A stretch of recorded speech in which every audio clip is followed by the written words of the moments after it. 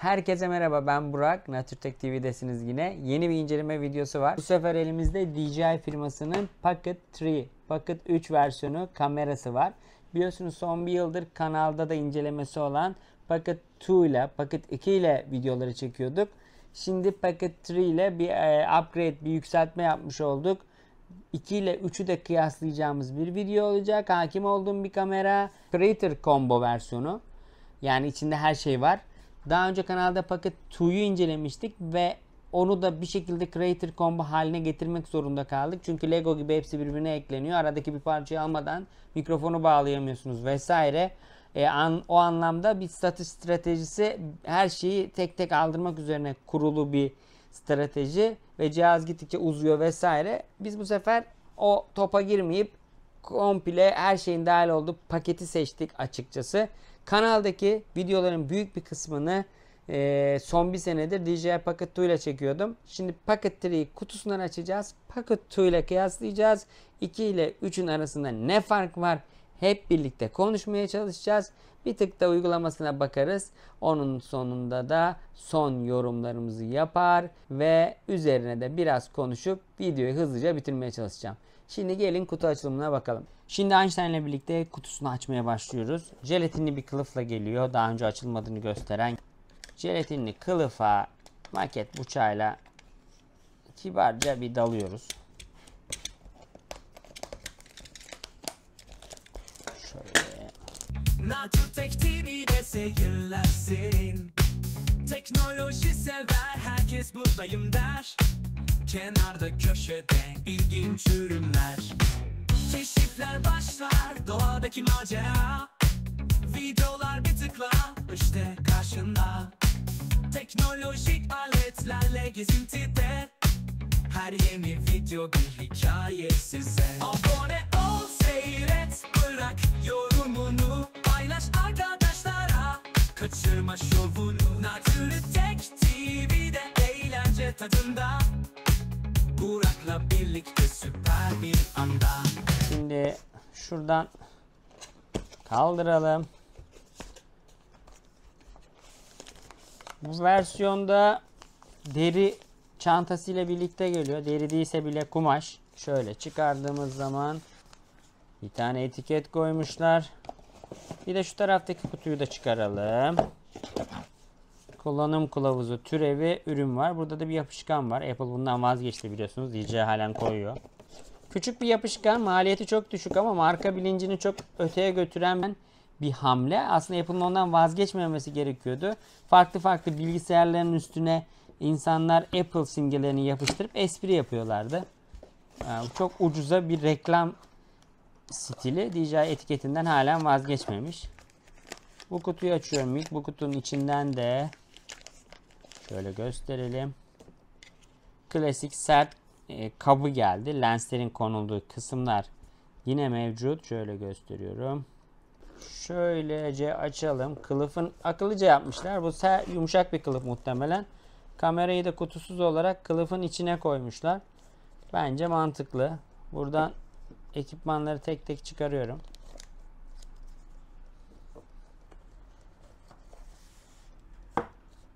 Şöyle. Kamerayı alalım. Kamera hemen burada üstünde jelatiniyle geliyor. Yine jelatinde hava kabarcıkları var. iPhone 16 Pro'da da vardı. Eskisine göre kesinlikle daha ağır. Onu söyleyeyim. Yani bu ekranın büyüklüğünün ağırlığı değil. Farklı bir ağırlık daha var bunun üstünde. Şöyle. Onu da koyduk. Mikrofonumuz çıkıyor. Mikrofonun arkasında çipleri gözüküyor. Onu ilk defa görüyorum. Videolarda görmemiştim. Şeffaf bir mikrofon. Ve de devam ediyor. Mikrofon süngeri. Kabloları. Şimdi bunları açalım tek tek. Pocket 2'da bu kısa olan vardı. Daha sonra bunu almak zorunda kaldık. Sonra bunu almak zorunda kaldık. Vesaire vesaire. Creator Combo versiyonunu almadığımız için. Şu mikrofonun altındaki şu girişi güzelleştirmişler. Muhtemelen 3.5 milim jack yerine giriyor. Bu da harika olmuş. Çünkü öbürkündeki düşüp duruyordu. Bu bence güzel olmuş. Çantanın içinde, eğer benim gibi aramak istemiyorsanız, çantanın içinde lens kısmı. Bir tane lens çıkacak çünkü üstünde Geniş açı lensi diye geçiyor. Bu lensleri hiç Pocket 2'da denemedim ama çok farklı lensler var.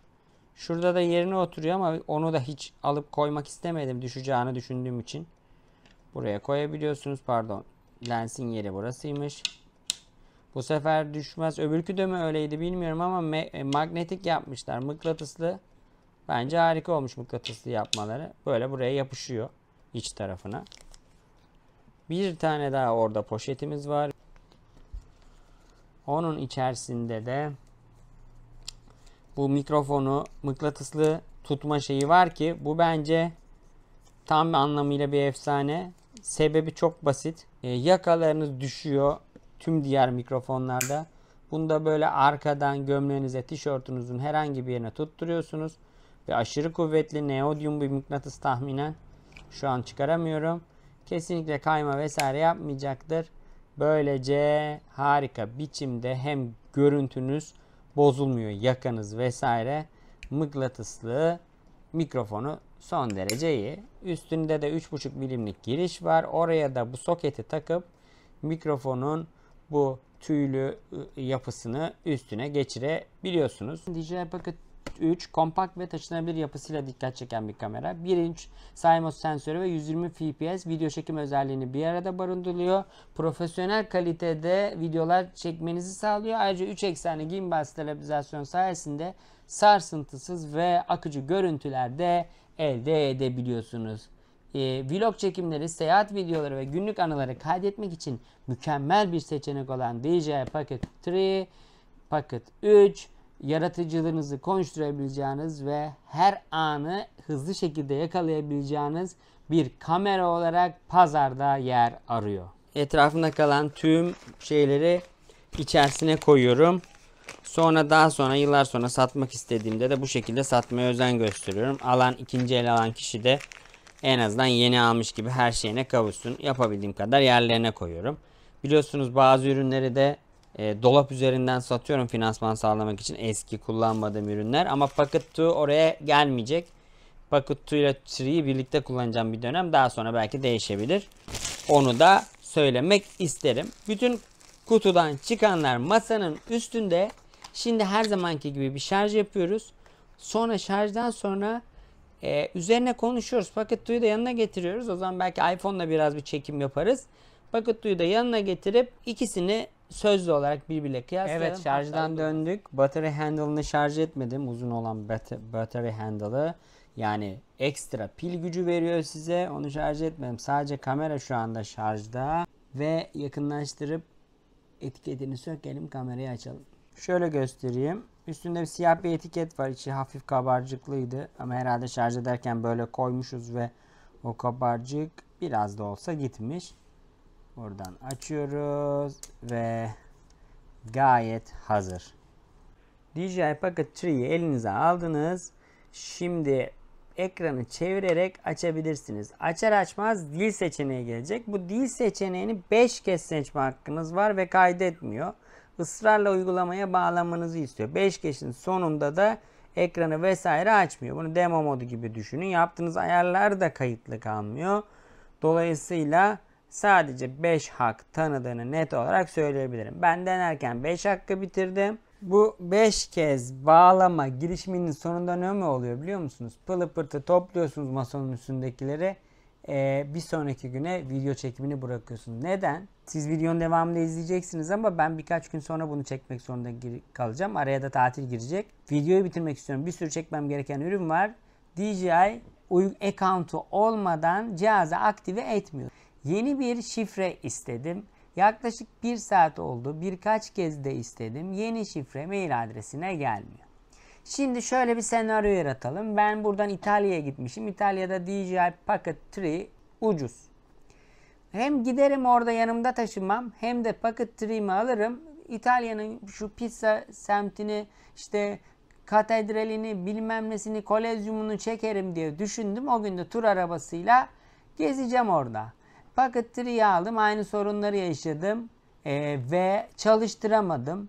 Çantamın içine koydum. Boynumu büktüm. İtalya'yı Pocket 3'siz gezdim. Bu nasıl bir müşteri memnuniyeti bilmiyorum yani. Kanalda iPhone 16 Pro'nun incelemesi vardı. iPhone 8 gibi eski versiyonlardan birinden geçip de iPhone 16'ya geçen bir kişinin gözünden videoyu çekmeye çalıştım. Ki o kişi benim. Yaklaşık 20 dakikada hiçbir fark olmaksızın resimler dahil telefonum hazırdı. Hiçbir şey yapamadım. En büyük şikayetim yeni telefon almanın heyecanını yaşayamadım. Direkt olarak her şeyi, şifreler ne varsa attı diğer telefona. Eski telefonda satmak istiyorsan onu da ona göre ayarlayayım diye de sordu. Şimdi basit bir kamera bu. Şu anda hiçbir değeri yok benim için. Çünkü açtığım zaman QR kod çıkıyor. Ve aktive etmeden giremezsin diyor. Aktive etmek için de gereken mail doğru mail adresime gelmiyor. Ne yapacağız biz? Ayrıca de ekranda da bir problem var mı yok mu? Onu kurcalarken tabii şimdi buradan bir ürüne bir sinir olduk ya. Ekranın burasında acaba dedim altında tuş mu var? Şöyle oynattığınız zaman resmen tuş sesi gibi bir klik, bir buton sesi gibi bir klik geliyor. Ve ekran da hafif havaya kalkıyor. Sizinkinde de kapalıyken şu alt köşeye bastığınızda böyle bir klik ve hareket var mı? Onu da yorumlarda buluşmak adına sorayım. Çünkü internette bilgi bulamadım. Kullananlar varsa veya aldıktan sonra bakıp bana söylerlerse yorumlarda sevinirim. Cihazdan bıkmadık ama internet sitesine ve ekran sistemine resmen sinir olduk. Ertesi güne geldik. DJI ile pılı pırtı toplayıp masayı kaldırdıktan sonra ertesi gün 40 dakikaya yakın Amerika ile görüştüm ve yeniden maili alamadım. Dolayısıyla ben halen cihazı kullanamıyor pozisyonda tabii ki değilim. Sonunda deneyerek, mobilden deneyerek, orada capture sormuyor yani o işte trafik ışıklarını seçin, bisikletlerin olduğu şeyleri seçin, motorları seçin vesaire bölümü yok. Deneyerek şifremi buldum ve DJ'ye girdim. Bugün ama detaylı bir mail atmışlar ama tabii yine aynı şeyleri söylüyorlar. Mail adresinde herhangi bir problem yok ama böyle bir problem oldu. Şimdi bunu Pocket 2'nun yanına alalım. Üzerine biraz daha orada konuşalım. Daha sonra bir iki ufak çekim yapıp videoyu bitiririz. Merhaba. İki cihazı masanın üstünde yan yana getirdik. Pocket 3 burada. Pocket 2 da burada. 2 ve 3'ün farklarına birlikte bakacağız. En temel fark bu mikrofonla ilgili olabilir. Çünkü mikrofonun arkasında magnetik bir yapı var. Kıyafetlerinizi buruşturmadan kolayca kıyafetinize sabitleyebiliyorsunuz. Aynı zamanda bu rüzgar kesen tüyler çıt diye oturunca kesinlikle düşmeyecek bir pozisyon oluyor. Burada da müthiş bir iyileştirme yapmışlar. Mikrofon harika. Kılıf doğal olarak daha büyük çünkü cihaz daha büyük. İçinde magnetik lens tutucular var. Black Pro Mist diye bir lensi daha var. Keskin siyahlar gösteren. Gece çekiminde daha düşük, daha karanlık gösteriyor ama siyahlarda tam siyah oluyor. O lensi de oraya koyabiliyorsunuz. Ayrıca şurada gözüken lensi de beraberinde geliyor. Creator Combo versiyonuyla bu cihazın. Bunun dışında bir tane pil uzantısı var altında ve boyu gitgide uzuyor farkındaysanız. Şöyle kadraja neredeyse sığmayacak. Bunda ise pil uzantısıyla boyut bu şekilde. Aynı zamanda hem uzun hem de kalın hem de ağır. Tabi bu kadar büyümeye, bu kadar ağırlığa süre biraz artıyor. Bir de 4K 120 fps çekim özelliği kazanmış oluyor. Fiyat farkına ve özellik farkına bence Pocket 2'dan 3'ye geçmek değmeyebilir ama mikrofon yakanız vesaire çok takılıyorsanız ve çok yüksek çözünürlüklü vloglar vesaire çekiyorsanız ki sanmıyorum. Yani 2K'dan yukarısı hem işlemek çok zor hem de hafıza kartlarının çok büyük olması gerekiyor. Cihazın pili daha çabuk bitiyor ve çok fazla ısınıyor cihazlar. Dolayısıyla çok mantıklı değil. İki cihazda da bu alt tarafına geçen ve tripod bağlantısını sağlayan uzatmalar var. Bununki çok daha küçük. Diğeri biraz daha büyük. Bunları buradan bastırarak çıkartarak onu takabiliyorsunuz. Ama bir kez kullandım mı diye sorsan şunu ben bir kez kullanmadım. Pil bağlantılarının altında da o tripod mekanizması var. Dolayısıyla bu kameranın son halini böyle düşünebilirsiniz bu uzunlukta. Ben ikisini yan yana koyayım. Mikrofonu da diğerinki böyleydi. Videolarda genelde bu mikrofonu kullanıyorum. Magnetik bir yapısı yok. Ve üstündeki ses kesen aparat windscreen diye geçiyor bunlar. Nispeten daha kolay el çarpınca en azından düşüyor. Öbürkünün de case'i, kutusu bu şekildeydi. Ekstra olarak deri kılıfla geliyor DJ'in Pocket 3'si. Diğerini Creator Combo olarak almadık. O yüzden belki öyle alsaydık onda kılıflı vesaire gelecekti. İlk başta kamera, sonra ayak, sonra işte mikrofon vesaire aldığım için onda varsa ekstra lensler vesaire yok. Çünkü ilk hali Creator Combo değil. Bunlardan hariç bir de kabloları var. Koldan düşmesin, bileğe takılsın aparatı bununla birlikte de geliyor ve bence faydalı bir aparat. Cihazları yan yana getirdiğimizde durum bu şekildeydi. Şimdi birkaç görüntü çekelim bakalım yan yana. Orada nasıl bir durumla karşılaşacağız. Evet, aynı anda ikisini kayda başladık. Recenter edildi. FPV modunda, yani drone modunda çekim yapıyoruz. Özellikle buradayız çünkü ağaçların arasından farklı güneşler gelecek. Ve bu güneşlerde bakalım doğru düzgün çekebilecek mi? Şimdi sağa bir dönüş yaptık. Her ikisi de center'ını koruyor diyebiliriz. Bir daha dönüyoruz. Daha önce bu tarz gimbal ürünleri kullanmamışlar için şunu söyleyebiliriz ki FPV modu en fazla kullanacağınız modlardan birisi. Net olarak bunu söyleyebilirim. Çünkü geçişleri son derece güzel yapıyor. Doğada her şey muhteşem. Naturtek TV'de seyirler serin. Teknoloji sever herkes buradayım der. Kenarda köşede ilginç ürünler. Keşifler başlar doğadaki macera. Videolar bir tıkla işte karşında. Teknolojik aletlerle gezintide. Her yeni video bir hikaye size. Abone ol, seyret, bırak yorumunu. Paylaş arkadaşlara, kaçırma şovunu. Naturtek TV'de eğlence tadında. Burak'la birlikte süper bir anda.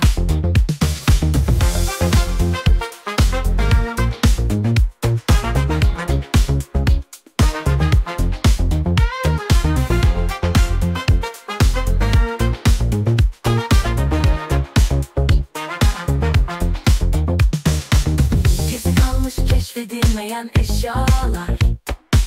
Burak bulur anlar, ekranına taşır. Görmediğin ürünler, farklı bir dünya. Naturtek TV'de hep bir yenilik var. Güncel anlatımlar, sade ve hoş. Burak'la ekran başında zaman koşar. Heyecan dorukta her dakikasında. Takip et, bırakma. Bu fırsat kaçmaz. DJI Pocket 3'de ses kesme özelliği açık mikrofonunda. Diğerinde de yazılımsal olarak olması lazım ses kesme özelliği. Zaten fazla da bir ses yok açıkçası. Burak'la birlikte süper bir anda.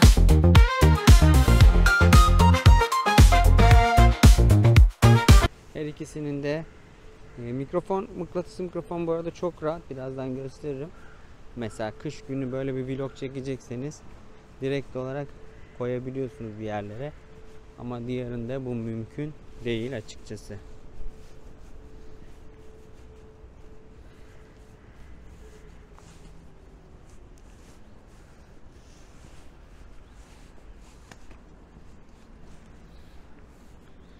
Gördüğünüz gibi şimdi ağaçların arasından güneş serpintileri geliyor. Soğuk bir kış günündeyiz şu anda. Her iki kameranın da benzer görüntüler çektiğine inanıyorum. Sadece diğer kamerada daha yüksek çözünürlüklü çekme özelliği olduğu söylenebilir.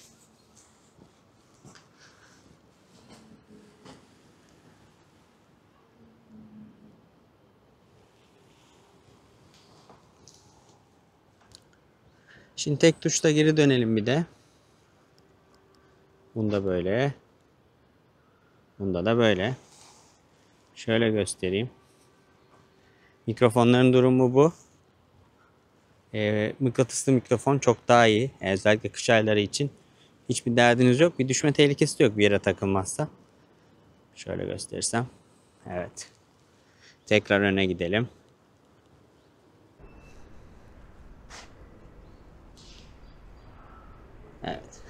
Şimdi bu kısa yolları ezberlemek çok zor. Pocket 2'da 2 kere sağdaki, en alt sağdaki tuşa basarsak bir center yapıyor. Pocket 3'de joystick'e basarsak yapıyor. Dolayısıyla genel olarak kamerayı, Pocket 2'yu uzun süredir kullanıyorum. O kullanma sürecinde bile açıkçası alışamadım. Hangi tuş hangi tuştu. Ancak deneyerek bulunabildiği söylenebilir. Burak'la doğada her şey muhteşem. Naturtek TV'de seyirler serin. Teknoloji sever herkes buradayım der. Kenarda köşede ilginç ürünler. Keşifler başlar, doğadaki macera. Videolar bir tıkla işte karşında. Teknolojik aletlerle gezintide. Her yeni video bir hikaye size. Abone ol, seyret, bırak yorumunu. Paylaş arkadaşlara, kaçırma şovunu. Naturtek TV'de eğlence tadında. Burak'la birlikte süper bir anda.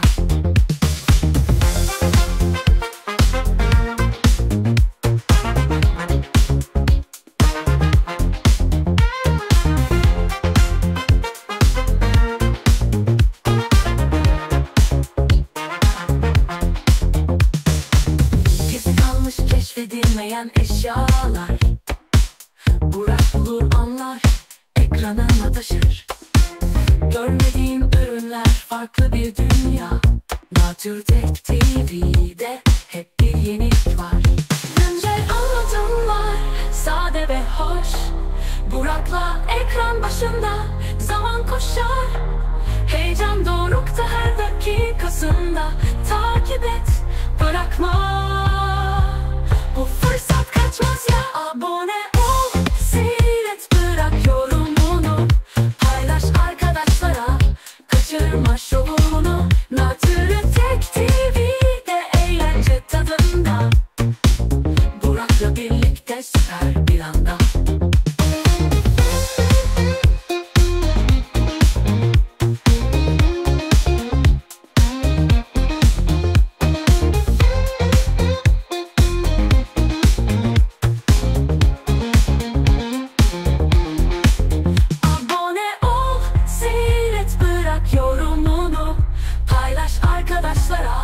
Kaçırma şovunu. Naturtek TV'de eğlence tadında. Burak'la birlikte süper bir anda.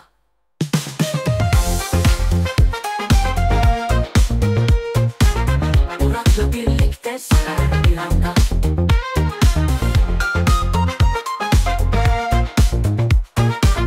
Burak'la birlikte süper bir anda.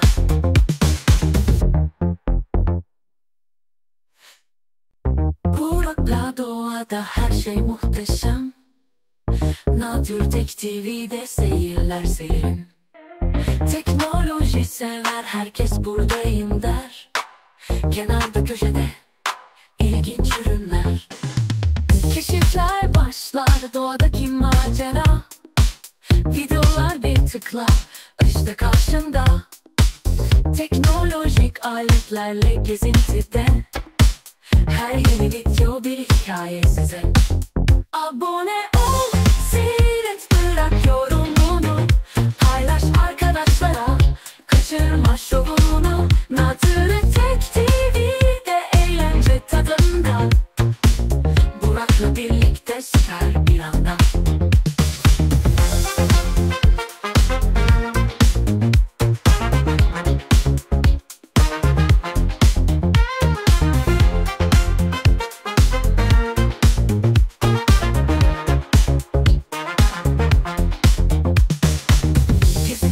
Keşfedilmeyen eşyalar.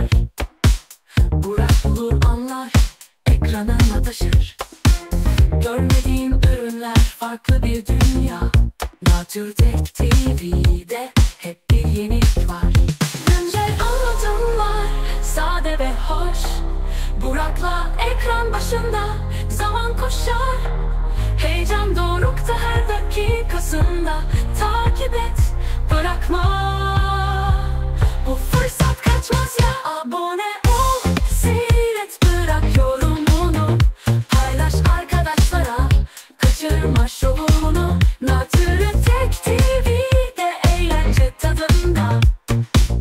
Burak'la birlikte süper bir anda.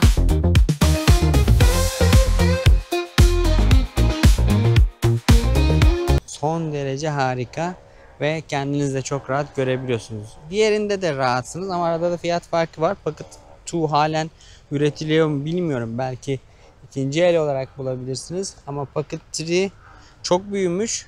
Elde daha büyük duruyor. Fakat diğerine göre çok da iyi bir ekranı var. İsterseniz birbirlerini de gösterelim şöyle. Elinizde böyle duruyor. Bu da böyle duruyor. İkisi de aynı kalite ama Pocket 3'nin açıkçası daha ağır olduğunu söyleyebilirim. Mikrofonda çok büyük rahatlık var Pocket 3'de. Pocket 2'nin mikrofonu yamuk yumuk duruyor. Her an düşebilir ve aynı zamanda düştüğü gibi de kaybolabilir. Eğer mıknatıslı olanı bir yere takmazsanız muhtemelen düşmeyecektir. Geçerken bir yere takarsanız veya birisi size çekiştirirse mıknatıslı olanı da kaybetme ihtimaliniz var. En azından kış ayları için bu mıknatıslı yapı çok tutar. Diğer firmalarda da muhtemelen vardır ve yapacaklardır. Basit bir mıknatısla bütün mikrofon nereye bağlayacağım problemi çözülmüş gibi gözüküyor açıkçası. Pocket 3'de gördüğüm ekran görüntüsünden çok memnun oldum. Hani bu şekilde vlog çok güzel çekilir, onu söyleyeyim. Pocket 2'da da çekerken güzeldi ama her şeyin yenisi güzel durumu söz konusu. Pocket 3'nin ekranı ve size verdiği alan 16'ya 9 gibi bir görüntü veriyor dikdörtgen. Öbürkünde diğer taraflar gözükmüyordu ama onda da bir ayar vardı. Daha da ekranın içinde küçültüp verebiliyordu. Bu sefer iyice küçülüyor. Yani yenisi her şeyin güzel. Çok bir şey söylemek istemiyorum ama bu sağ elimde tuttuğum Pocket 3 bence çok daha güzel görüntü anlamında. Ama DJI Pocket 2'nuz varsa, DJI Pocket 2'niz varsa yani 2'den 3'e geçer misiniz? Ben sizin yerinde olsam geçmem. Hele benim gibi 1080p 30 fps bir şeyler çekecekseniz çok bir farklılık da yok. Şarj süresi uzamış ama DJI Pocket 3 son derece uzun ve ağır diğer eski ürüne göre. Burak'la doğada her şey muhteşem. Naturtek TV'de seyirler serin. Teknoloji sever herkes buradayım der. Kenarda köşede ilginç ürünler. Keşifler başlar doğadaki macera. Videolar bir tıkla işte karşında. Teknolojik aletlerle gezintide. Her yeni video bir hikaye size. Abone ol, seyret, bırak yorumunu. Paylaş arkadaşlara, kaçırma şovunu. Naturtek TV'de eğlence tadında. Burak'la birlikte süper bir anda.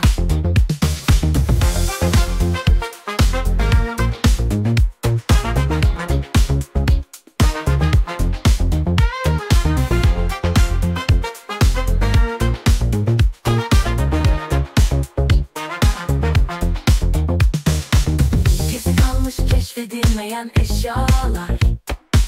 Burak bulur anlar, ekranına taşır. Görmediğin ürünler, farklı bir dünya. Naturtek TV'de hep bir yenilik var. Güncel anlatımlar, sade ve hoş. Burak'la ekran başında zaman koşar. Heyecan dorukta her dakikasında. Takip et, bırakma. Bu fırsat kaçmaz ya, abone ol. Evet, parktan geri döndük. Şimdi ufak bir uygulamasına bakalım. Ondan sonra son sözlerimizi söyleyip, belki de en önemlilerini söyleyip videoyu bitirelim. Uygulama şu şekilde. Şu anda beni çeken uygulamanın görüntüsünü görüyorsunuz. Buradan kameranın yönünü değiştirebiliyoruz sağ üst köşeden. İşte mikrofonun o anki durumunu. Buradan çeşitli zoomlar yapabiliriz. İleri geri, yukarı aşağı her yeteneği var. Aynı zamanda merkezleyebiliyoruz. Burada Pro moduna has özelliklerle uğraşabilip bir noktaya da fokuslayabiliyoruz. Mesela Auto moduna tıklarsak direkt olarak hangi çözünürlükte video çekebileceğimizi görüyoruz. Şu anda tıklanmıyor çektiği için. Alt tarafta da bazı önemli ayarları yapabiliyoruz. Pro özelliğinin aktif olması gerekiyor. DJ'in menüsünün üzerinde. Pro özelliği aktif olursa EV değerleriyle vesaire oynayabiliyorsunuz ki bu mesela EV'si düşürülmüş bir video. Çünkü çok parlak oluyor. Parlıyor her şey. Dolayısıyla EV değerini oradan oynayarak Pro modunda çeşitli ayarlamalar yapabiliyorum uygulama üzerinde. Son şeyleri söyleyelim. Pocket 2 ve Pocket 3 arasındaki en temel, en büyük fark kullanıcı için bence mikrofonuydu. Mikrofonu çıkarırsak şu şekilde. Mikrofon bir kere 3,5 milim jack soketine giren bir yapıyla yapmışlar. Kesinlikle çıkmıyor ve düşmüyor. Bir.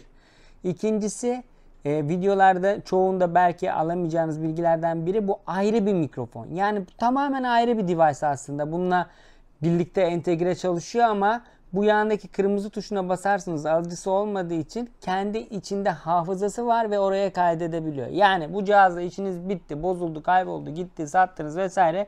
Mikrofonu halen kullanmaya devam edebilirsiniz. Diğer Bluetooth cihazlarıyla da kullanabilirsiniz. Sol tarafındaki tuş kendi içine kaydedip kaydetmemeyi ayarlıyor. Kapatma tuşuna bir kez kısa basarsanız dış sesi tamamen kesiyor ve gerçekten bunda başarılı. Aynı zamanda sol taraftan Bluetooth vesaire seçebiliyorsunuz. Uzun basarsanız tekrar eşleşmek için cihaz arıyor. Muhtemelen iPhone'lara vesaire de bağlanabilir. Dediğim gibi tamamen ayrı bir cihaz bu. Arkasındaki mıknatıslı yapı için bile, yani bu tek satılıyorsa, ki zannedersem ikili paketleri ve alıcısıyla bir kutu olarak satılıyor. Ama tek satılsaydı bunu alabilirdiniz ama Pocket 2 ile de çalışmayabilir. Çünkü Pocket 2 çok uyumlu değil. 3'e geçince uyumluluğu arttırmış olduklarını da söyleyebilirim. Ancak kendi mikrofonuyla çalışıyordu. Tabi çeşitli hileler, hurdalar, işte kablo 3,5 milim soketine diğer mikrofonun soketini birbirine bağlıyorsunuz. Bir sürü kablo olursa eğer Pocket 2'nin de mikrofonu diğer mikrofonlarla uyuyor ama hani bunun kadar kolay kablosuz bağlamak mümkün olmuyor. Bilinmeyen bir şey daha, alt tarafında da mıknatıs var ürünün. Gördüğünüz gibi yan durabiliyor metal bir yüzeyde. Kendi mıknatısını oraya yapıştırıp altını da oraya koyduğum zaman yan olarak durabiliyor. Böyle de sesi aldırabilirim. İlla üstüme koymak zorunda değilim. Yani altındaki mıknatıs, şimdi bunu buradan çıkarmamız gerekiyor. Bilinmeyen özelliklerinden birisi olduğu söylenebilir. Battery handle da çok önemli. Yaklaşık %60'a kadar fazla bir güç sağlıyor sizin projelerinize. Dolayısıyla bence mantıklı. Ama şunu da söylemekte fayda var. Pocket 2'da gerçekten cihaz çok küçüktü ve elle tutarken, yani küçük 51'inin bile eli üst taraftaki dönen gimbala değiyordu. Bu cihazın battery handle'ı, yani battery extension'ı olmadan o kadar küçük değil. Battery handle'da takıldığı zaman çok uzun ve büyük oluyor. Bu sefer amacı dışında bir ürün gibi duruyor. Eğer süreye de çok ihtiyacınız yoksa belki Creator Combo versiyonunu da almadan halledebilirsiniz. Mikrofonu da, eğer bunların genelde kendi üstlerindeki mikrofonlar da son derece iyi ses alıyor. Kendi mikrofonuyla bir vlogger gibi video rahatlıkla çekebilirsiniz. Montaj yaparken şeye baktım, iki video arasında fark var mı? Siz de izlediniz az önce. Ama bazı karelerde arka planı biraz daha buğulu yapıp beni ön plana çıkartmış Pocket 3, Pocket 3. Dolayısıyla da o kadar da işlemci farkı olsun diyoruz. Düşük ışıkta daha iyi performans %100 verecektir. Çünkü CMOS sensörü ona göre optimize edilmiş ve içine farklı bir sensör konmuş. Zaten kafa açıklığı da daha büyük. Daha fazla ışık içeri alsın diye. Fakat megapikseli de daha düşük. Farklı bir yazılımla vesaire cihazı kuvvetlendirmişler. Daha iyi video çektiği, bir tık daha iyi video çektiği söylenebilir. Siz ne çekeceksiniz? Buna karar vermeniz lazım. Halen Pocket 2 satılıyorsa hem daha küçük yapısı, daha ucuz aksesuarlarıyla bir vlogger için daha mantıklı olabilir. Pocket 2'niz varsa 3'e geçmek gerekir mi? Bana sorarsanız mikrofon hariç geçmek gerekmez ama bu mikrofon gerçekten çok iyi olmuş. Ha bir de yataya aldığınız ekran, gerçi ben öyle dönen vesaire ekranları, katlanan şeyleri, telefonları, bilgisayarları pek sevmiyorum.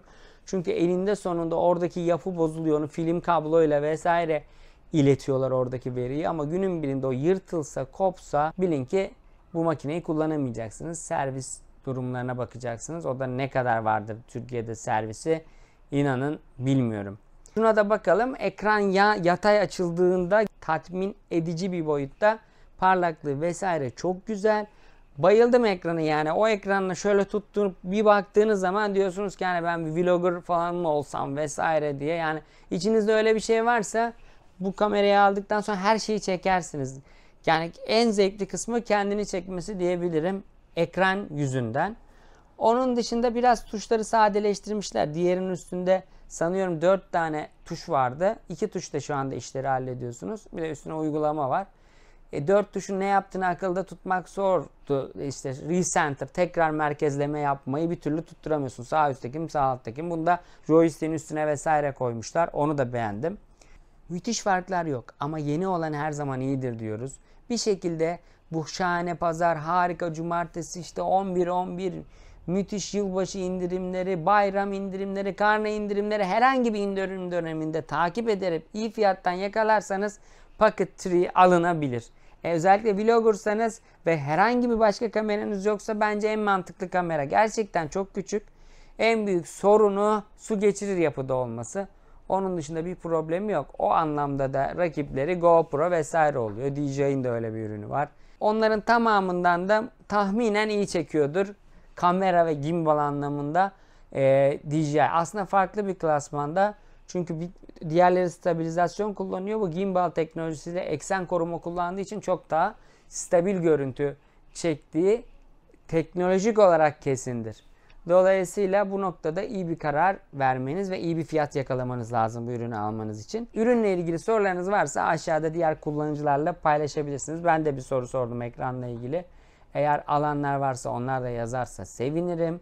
Kanalda bu ve buna benzer bir sürü kenarda kalmış ürün incelemesi videosu var. Bu nispeten daha popüler bir üründü ama hiç popüler olmayan, böyle bir ürün mü varmış diyeceğiniz bir sürü ürün videosu da eklemeye çalışıyorum. Eğer alıp almamak konusunda video hoşunuza gittiyse kanalı takip edip beğenmeyi lütfen unutmayın. Çünkü bu motivasyonla bu kanallar ilerliyor. Belki 20-30 dakikalık bir video izlediniz ama bunun arka planında tüm diğer kanallar için belki 2 saat daha fazla bir çekim süresi ve bir o kadar daha fazla bir montaj süresi oluyor. En azından beğenirseniz veya kanalı takip ederseniz çok sevinirim. Bu videonun şimdilik sonuna geldik. Umarım bir başka videoda tekrar görüşürüz. Kendinize iyi bakın. Abone ol, seyret, bırak yorumunu, paylaş arkadaşlara, kaçırma şovunu. Naturtek TV'de eğlence tadında.